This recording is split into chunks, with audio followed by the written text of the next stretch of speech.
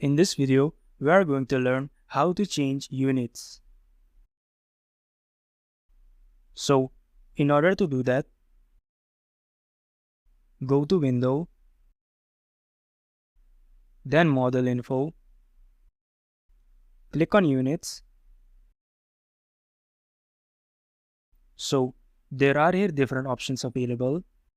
We have the options for measurement units and for the angle units. First, let's look at the measurement units. From here, you can choose between architectural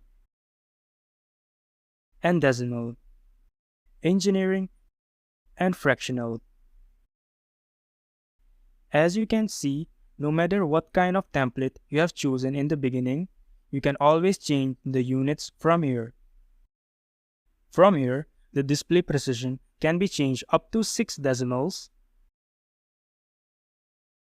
By the way, according to the format which you have chosen, you will get a display format.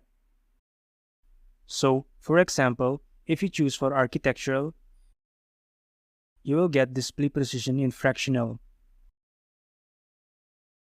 Since we are going to work in meters during this course, let's leave it to decimal.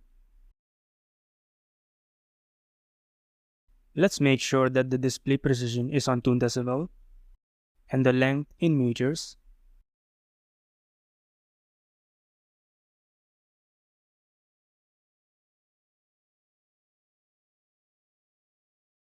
The display precision is actually what you will see in the measurement box down here.